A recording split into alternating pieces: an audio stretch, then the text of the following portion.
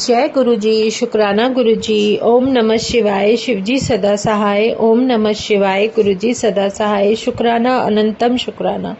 जय गुरु जी। शुक्राना गुरु जी। अब शिव पुराण में हम 19th चैप्टर पढ़ रहे हैं, जिसमें बताया गया है कि पार्थिव शिवलिंग की पूजा कैसे की जाती है। ऋषि जी बोले, हे सूत जी, आपने पार्थिव महेश्वर की जैसी महिमा वेद व्यास जी से सुनी हो, वह सब भी कृपा कर हम सबको सुनाइए। सूत जी बोले, हे ऋषियों, मैं तुम्हारी श्रद्धा भक्ति से प्रसन्न होकर शिव के पार्थिव लिंग की महिमा का वर्णन करता हूँ। है विप्रो, सब लिंगों में पार्थिव लिंग सबसे श्रेष्ठ है, जिसके पूजन से बहुत से लोग सिद्ध हो गए हैं। ब्रह्मा, विष्णु और कितने ही ऋषि मुनियों को पार्थिव लिंग की पूजन से उसके मनोरथ सिद्ध हो चुके हैं। देवता, दैत्य, मनुष्य, गंधर्व, सर्प एवं राक्षस शिवलिंग की पूजा करके परम सिद्धि को प्राप्त हो चुके हैं। सतयुग में रतन का, त्रेता में सुवर्ण का, द्वापर में पारे का और कलयुग में पार्थिव लिंग सर्वश्रेष्ठ है। पार्थिव मूर्ति के अनन्य पूजन से तप से भी अधिक फल होता है। जैसे समस्त नदियों में गंगा जी श्रेष्ठ है, वैसे ही सब लिंगों में पार्थिव लिंग श्रेष्ठ है। जैसे सब मंत्रों में ओमकार मंत्र महान है, ऐसे ही सब लिंगों में पार्थिव श्रेष्ठ, आराध्य और पूजनीय है। जैसे सब वर्णों में ब्राह्मण श्रेष्ठ हैं, सब पुरियों में काशीपुरी सर्वोत्तम है। जैसे सब व्रतों में शिवरात्रि व्रत श्रेष्ठ है, और जैसे सब शक्तियों में शैवी शक्ति श्रेष्ठ है। पार्थिव का आराधन परम पवित्र, पूर्ण रूप और धन तथा आयु की वृद्धि करने वाला है। तुष्टि, पुष्टि व लक्ष्मी का देने वाला तथा कार्य का साधन करने वाला है। जो पार्थिव लिंग बनाकर जीवन पर्यंत शिवजी का नित्य प्रति पूजन करता है, वह परलोक का भागी होता है तथा असंख्य वर्षों तक वहां रहकर शिवलोक से लौट भारत खंड का राजा होता है। निष्काम भावना से जो नित्य पार्थिव लिंग का पूजन करता है, उसे सायुज्य मुक्ति प्राप्त होती है। जो ब्राह्मण होकर भी पार्थिव लिंग की पूजा नहीं करता, वह अत्यंत दारुण शूल नामक घोर नरक को प्राप्त होता है। रतन, सुवर्ण, स्फटिक और पार्थिव पुष्प राग से उत्पन्न कोई भी लिंग हो, उसे भली भांति सजाकर पूजा करें।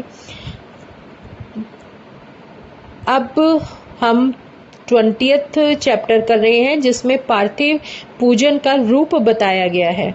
श्री सूत जी बोले, वेद सूत्रों की विधि से स्नान एवं विधि पूर्वक संध्या करके फिर ब्रह्म यज्ञ कर पीछे तर्पण करे और सब नित्य कर्मों को करके शिव स्मरण करके भस्म तथा रुद्राक्ष तो पहले ही धारण कर ले। फिर भक्ति पूर्वक श्रेष्ठ पार्थिव लिंग की वेदोक्त विधि से भली प्रकार पूजा करे। किसी नदी के तट पर, पर्वत पर, जंगल में, शिवालय या पवित्र देश में पार्थिव पूजन करना चाहिए। पवित्र देश में उत्पन्न हुई मिट्टी की प्रत्न से लाकर सावधान हो शिवलिंग की पूजा करनी चाहिए। मृतिका को जल से शुद्ध करके धीरे धीरे उसके पिंड बनाए। फिर वेद मार्ग द्वारा सुंदर लिंग बनाए और ओम नमः शिवाय इस मंत्र से पूजन सामग्री का शोधन करें। फिर भूरसी इस मंत्र द्वारा क्षेत्र सिद्धि करे। आयुष्मान द्वारा जल का संस्कार करे। नमस्ने रुद्र इस मंत्र से स्फटिक बंद करे। नव शंभवाय इस मंत्र से क्षेत्र की शुद्धि करे। नमः मंत्र से पंचामृतक प्रोक्षण करें। नमो नील ग्रीवाय इस मंत्र से लिंग की प्रतिष्ठा करे। एत रुद्राय मंत्र से भक्ति सहित रमणीय आसन देवे। मनोमहंतम इस मंत्र से आवाहन करे। याते रुद्र इस मंत्र से उपवेश करे, स्थिर करे। यामी शुम इस मंत्र से शिवजी न्यास करे।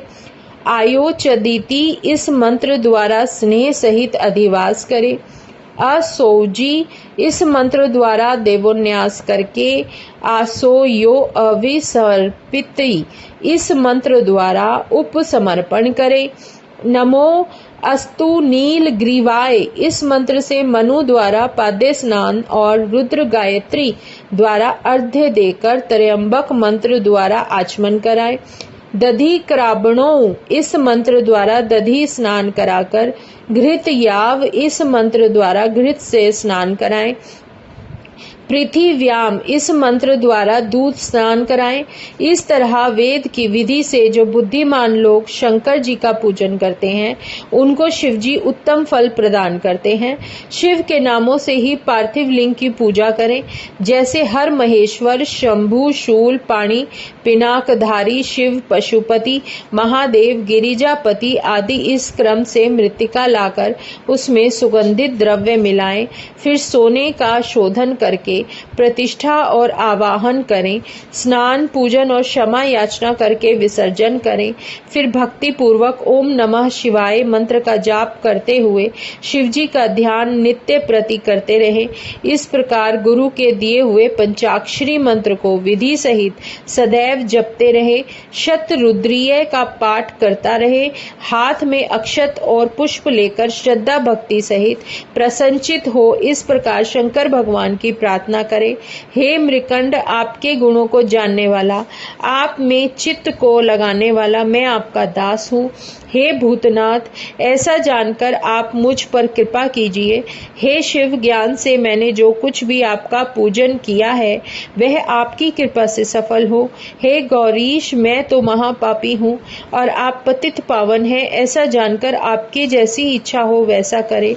हे महेश्वर, मैं सब भाव से आपका ही दास हूँ। हे परमेश्वर, आप मेरी रक्षा करें और मुझ पर प्रसन्न हो। इस प्रकार कहते हुए हाथ में लिए उस अक्षत और पुष्पों को शिवजी के ऊपर चढ़ाएं। फिर साष्टांग प्रणाम करते हुए देवेश का स्तवन करें।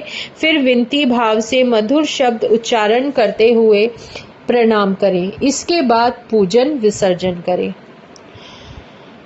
अब हम 21 नंबर पर जो चैप्टर स्टार्ट हो रहा है, इसमें है डिटेल जो बताई जा रही है वो है शिवलिंग की संख्या। ऋषि बोले, हे महाभाग सूत जी, हे व्यास शिष्य, आपने जो ये भली प्रकार से पार्थिव लिंग का अर्चन कहा है, इसके लिए आपको हमारा नमस्कार है। हे दीन वत्सल, अब आप हम पर कृपा करके यह बताएं कि शिवजी के पार्थिव लिंगों की कुल कितनी संख्या है। तब सूत जी बोले, हे ऋषियों, पार्थिव लिंगों की संख्या कामना के अनुसार कही गई है। विद्यार्थी पुरुष प्रीति पूर्वक सहस्र पार्थिव शिव का पूजन करे। ऐसा करने से उसका मनोरथ पूर्ण होता है। धन का इच्छुक 500, पुत्र का इच्छुक 1500 तथा वस्त्र का चाहने वाला 500 पार्थिव लिंग को बनाकर पूजा करे। मोक्ष का इच्छुक 1 करोड़, भूमि का इच्छुक 1 सहस्र, दया का इच्छुक 3 सहस्र, तीर्थ की कामना वाला 2 सहस्र तथा इसी प्रकार जिसकी जैसी कामना हो उसके अनुसार ऊपर दी हुई विधि से उतनी उतनी संख्या में पार्थिव लिंग की पूजा करें। पार्थिव की पूजा करोड़ों यज्ञ का फल देने वाली होती है तथा कामार्थी मनुष्य को भक्ति और मुक्ति देने वाली है। परंतु जिसका समय बिना लिंग पूजा के ही व्यतीत होता है तो वह महान दुर्वृत्त और दुरात्मा है और उसकी महान हानि होती है, क्योंकि एक और सब दान और विविध प्रकार के व्रत तथा तीर्थ नियम और यज्ञ हैं तथा एक और लिंग की पूजा है। कलयुग में और लोक में तो लिंग पूजा ही सबसे श्रेष्ठ है। इसके समान दूसरा कुछ भी नहीं है। यही शास्त्र का नियम है। भक्ति मुक्ति दाता लिंग अनेक आपत्तियों से बचाता है। ऐसे नित्य पूजने वाला शिवजी की सायुज्य मुक्ति को प्राप्त करता है। शिव नाम में लिंग की पूजा महर्षियों तक को नित्य करनी चाहिए। 4 अंगुल ऊंचा सुंदर वेदी से युक्त लिंग को उत्तम कहा गया है। इसमें आधा मध्यम और उससे आधा मध्यम कहा गया है। चारों वेदों और सब शास्त्रों में लिंग की आराधना के समान दूसरा पुण्य नहीं है। विद्वान को उचित है कि वह सब कर्म जालों को छोड़कर नित्य एक लिंग की ही पूजा करें, क्योंकि लिंग के अर्चन से संपूर्ण स्थावर जंगम जगत पूजित हो जाता है। संसार में तरने का इससे सुंदर उपाय दूसरा नहीं है। ब्राह्मण, क्षत्रिय, वैश्य, स्त्री तथा अन्य सभी जातियों को शिवलिंग की पूजा करने का अधिकार है। द्विजों को वैदिक मार्ग से पूजा करनी चाहिए, अन्य को मार्ग से नहीं। और दधीची, गौतम आदि ब्राह्मणों के शाप से दग्ध चित्त वालों एवं वंशजों को, जिनकी वैदिक कर्म में श्रद्धा नहीं है, जो वेद स्मृति के कर्म को न अपनाकर दूसरे कर्म का आचरण करते हैं, उनके संकल्प नहीं प्राप्त होते। उन्हें चाहिए कि वे उसी स्थान पर त्रिजगन्मयी अष्टमूर्ति का पूजन करें। पृथ्वी, जल, अग्नि, वायु, आकाश, सूर्य, चंद्रमा और यजमान, ये 8 मूर्ति पूज्य हैं। शर्व, भव, रुद्र, उग्र, भीम, ईश्वर, महादेव, पशुपति, इनका मूर्ति द्वारा पूजन करें। देव कर्म को रात्रि में सर्वदा उत्तराभिमुख होकर करें। इसी प्रकार पवित्र से युक्त हो उत्तर की ओर मुख करके शिव जी का पूजन करें। शिव जी के आगे पूर्व को ना बैठे और शक्ति सहित दक्षिण को ना बैठे और ना ही पश्चिम को बैठे, किंतु उत्तर को ही बैठे। साथ ही भस्म और रुद्राक्ष की माला तथा बिना बेल पत्र के ज्ञानीजन शंकर जी का पूजन ना करें। शिव जी की पूजा में भस्म ना मिले तो मृत्तिका से ललाट पर त्रिपुंड लगा लें। अब चैप्टर आ रहा है 22, जिसमें बताया गया है हमें शिव नैवेद्य, भक्षण, निर्णय एवं बिल्व पत्र महात्म्य, मतलब बेल पत्र का और शिवजी पर जो चढ़ाया जाता है, जो भी हम जैसे फल हो गए या जो भी हम प्रसाद चढ़ाते हैं, उसका महात्म्य क्या है। ऋषि बोले, हमने पूर्व में सुना है कि शिव नैवेद्य आग्राह्य अर्थात ग्रहण योग्य नहीं है। अतएव हे मुने, इसका और बेल पत्र का महात्म्य का निर्णय कीजिए। सूत जी बोले, हे मुनियों, आप लोग धन्य हैं, क्योंकि आप सभी शिव जी के भक्त हैं। और सावधान होकर सुनिए, मैं यह सब प्रीति सहित कहूंगा जो कि आप लोगों ने पूछा है। शिव जी का भक्त पवित्र, शुद्ध, सत्यव्रती और दृढ़ निश्चय वाला होना चाहिए। ऐसा भक्त शिव जी का नैवेद्य भक्षण करने में अग्राह भावना को नहीं करता। शिव जी के नैवेद्य को देखकर तो पाप दूर से ही भाग जाता है और उसको भक्षण करने पर तो अनेकों पुण्य प्राप्त होते हैं। शिव नैवेद्य का भक्षण करने से तो हजारों अरबों यज्ञ से बढ़कर भी शिव सायुज्य की प्राप्ति होती है। जिसके घर में शिव जी के नैवेद्य का प्रचार होता है, उसका सारा घर तो पवित्र है ही, साथ ही वे अन्य घरों को भी पवित्र कर देता है। अतएव शिव नैवेद्य को आया हुआ देखकर प्रसन्नता पूर्वक उसे शिरोधार्य कर शिवजी का स्मरण करता हुआ बड़े ही प्रयत्न से उसे भक्षण करना योग्य है। शिव नैवेद्य को आग्राह्य समझकर उसे ग्रहण करने में जो विलंब करता है, उस मनुष्यों को पाप लगता है, वह बड़ा पापी है और नरक में जाता है। जो शिव नैवेद्य के ग्रहण की इच्छा नहीं करता, शिव दीक्षा से दीक्षित भक्त को शिव नैवेद्य भक्षण करना बड़ा शुभ प्रद है। शिव नैवेद्य ग्रहण कर ब्रह्म हत्यारा भी पवित्र हो जाता है। हाँ, जहाँ चांडालों का अधिकार नहीं है, वहाँ का महाप्रसाद भक्ति पूर्वक भक्षण करना चाहिए। बाणलिंग, लोहलिंग, सिद्धलिंग और स्वयंभूलिंग तथा संपूर्ण प्रतिमाओं में चंडाल का अधिकार नहीं है। हे मुनीश्वरों, लिंग के ऊपर का द्रव्य अवश्य ही अग्राह्य है, किंतु जो लिंग के स्पर्श से अलग है वह पवित्र है। हे मनुष्यों, यह तो मैंने आप लोगों से शिव नैवेद्य का निर्णय कहा। अब बेल पत्र का महात्म्य सुने। यह बेल महादेव जी का स्वरूप है और इसकी देवताओं ने बड़ी स्तुति की है। इसकी महिमा कठिनता से ही जानी जाती है।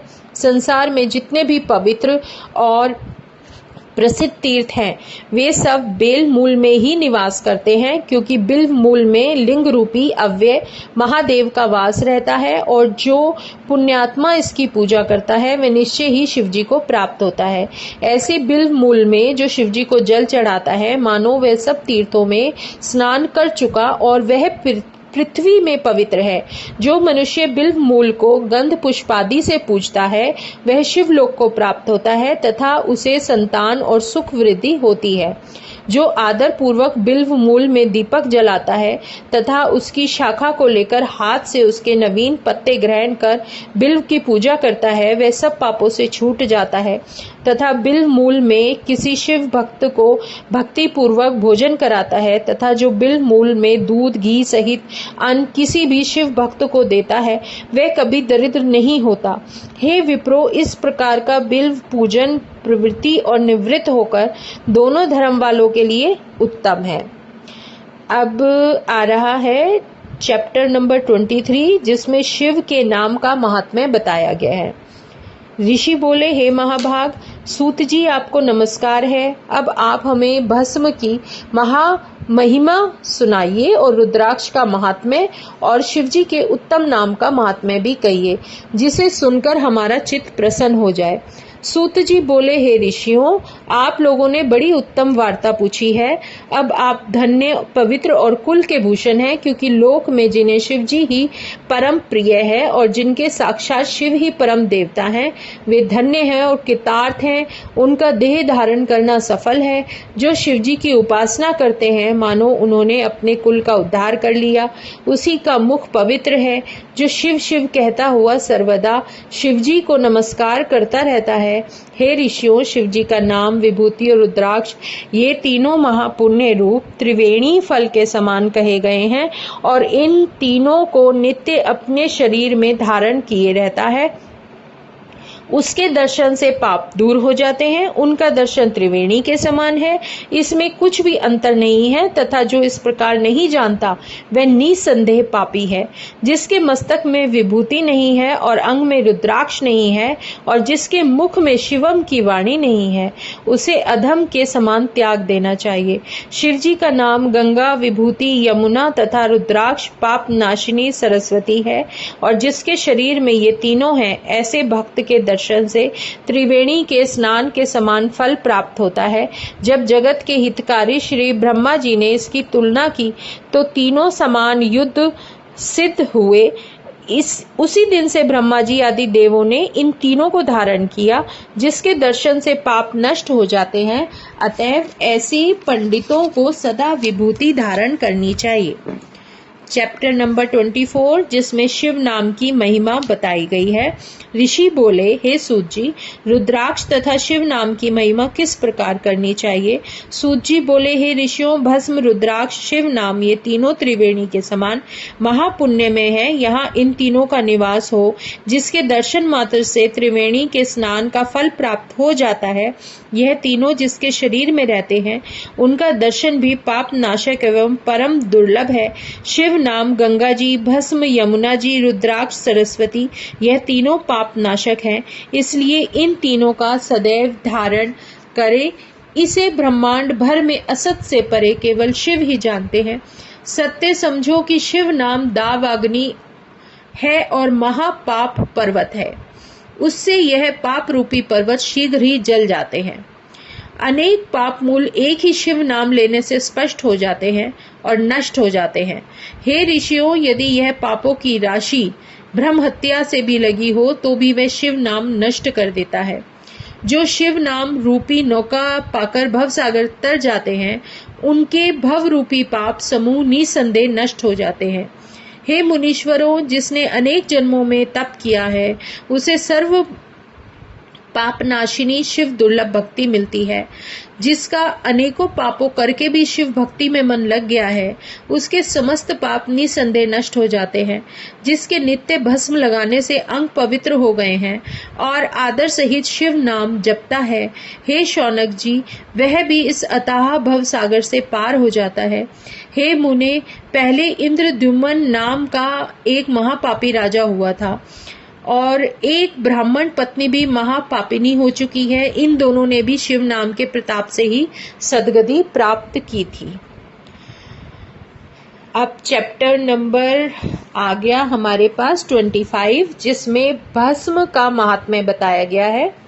श्री सूत जी बोले, संपूर्ण मंगल को देने वाली भस्म दो प्रकार की होती है, एक महाभस्म, दूसरी स्वल्प भस्म। महाभस्म नाना प्रकार की होती है, जो श्रोत, स्मार्त और लौकिक भेद से वह भस्म 3 प्रकार की होती है, तथा स्वल्प संज्ञक भस्म भी बहुत प्रकार से कही गई है। इसमें श्रोत्र और स्मार्त भस्म तो द्विजों के लिए है और लौकिक भस्म दूसरों के लिए। द्विजों को मंत्र द्वारा भस्म धारण करना चाहिए और दूसरों को बिना मंत्र के धारण करना चाहिए। गोबर से सनी हुई भस्म को आग्नेय कहते हैं और इससे भी त्रिपुंड किया जाता है, परंतु विद्वानों को अग्निहोत्र से उत्पन्न हुई भस्म को धारण करना चाहिए। वर्णाश्रमी को उचित है कि वह आलस्य रहित होकर नित्य भस्म से उद्धूलन और तिरछा त्रिपुंड धारण करे। इससे अर्थात शिव और विष्णु से संयुक्त होने के कारण उस पर उमा, लक्ष्मी तथा औरों से वह नित्य प्रशंसनीय होता रहता है। ब्राह्मण, क्षत्रिय, वैश्य, शूद्र, संकर वर्ण तथा अपभ्रंश से भी उत्पन्नों ने त्रिपुंड द्वारा भस्म और उद्धूलन धारण किया है। जो भस्म और त्रिपुंड को श्रद्धा सहित नहीं धारण करता वह वर्णाश्रमी नहीं है। उनको 100 करोड़ कल्प में भी शिव ज्ञान की प्राप्ति नहीं होती। वे महापातकों से युक्त होते हैं, ऐसा शास्त्र का निर्णय है। उनका किया हुआ सारा कर्म विपरीत फलदायक होता है। हे मुनि, जो प्राणी पापी हैं उनको भस्म और त्रिपुंड में द्वेष होता है, परंतु जो आत्मज्ञानी पुरुष हैं वह शिवाग्नि से सायुष्येति मंत्र द्वारा भस्म लेकर लगाता है और भस्म के स्पर्श मात्र से ही सारे पापों से छूट जाता है। जो तीनों संध्याओं में श्वेत भस्म से त्रिपुंड लगाता है वह सब पापों से छूट जाता है, शिवजी के साथ आनंदित होता है। यदि भस्म से स्नान नहीं किया तो षडक्षर का जप ना करे, भस्म का त्रिपुंड धारण कर ही विधि पूर्वक जप करे।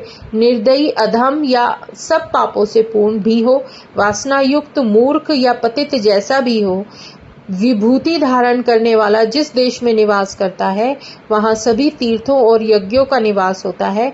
अधिक इससे ज्यादा क्या कह सकते हैं। विद्वानों को सदैव भस्म धारण, लिंग का पूजन और षडक्षर मंत्र का जाप करना चाहिए।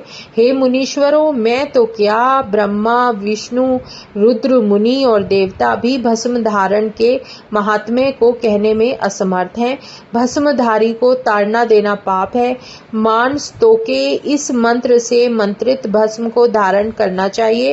ब्राह्मण, क्षत्रिय और भक्तिमान पुरुष यह कहकर अपने अंगों में भस्म लगाए तथा त्रयंबक मंत्र से वैश्य और पंचाक्षर मंत्र से शूद्र लगाए और अन्य विधवा स्त्रियों को भी शूद्र की तरह विधि कही है।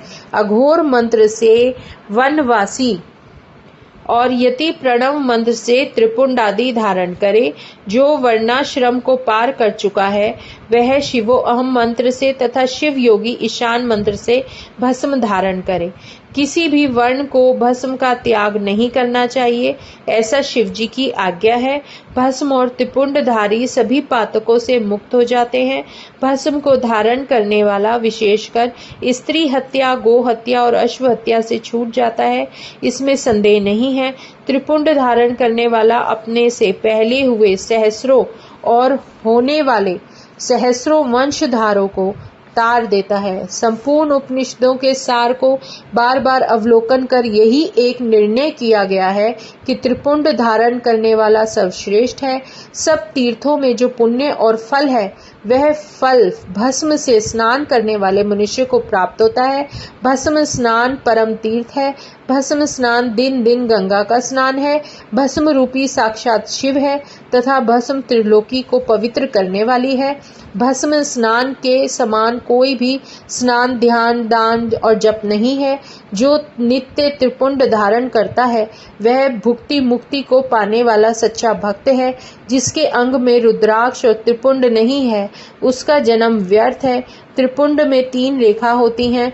भोहों के मध्य से प्रारंभ कर जहाँ तक भोहों का अंत हो उतने ही प्रमाण वाला त्रिपुंड धारण करे। मध्यमा और अनामिका से मध्य में प्रतिलोम से अंगुष्ठ द्वारा की हुई रेखा त्रिपुंड कहलाती है। 3 उंगलियों के मध्यम से यत्न पूर्वक भस्म को लेकर भक्ति पूर्वक त्रिपुंड धारण करे तो भक्ति मुक्तिदायक होती है। जय गुरु जी, शुक्राना गुरु जी। आज हमने चैप्टर 25 तक शिव पुराण कंप्लीट कर ली है। कल हम 26 चैप्टर करेंगे, क्योंकि ये रुद्राक्ष का महात्म्य है और ये काफ़ी लॉन्ग जा रहा है। तो शुक्राना गुरुजी का। आज हम शिव पुराण का पाठ यहीं पर पूरा करते हैं। जय गुरुजी, शुक्राना गुरुजी, अनंतम शुक्राना मेरे गुरुजी महाराज का। ओम नमः शिवाय, शिवजी सदा सहाय। ओम नमः शिवाय, गुरुजी सदा सहाय। शुक्राना, अनंतम शुक्राना। जय गुरुजी, जय गुरुजी, जय गुरुजी।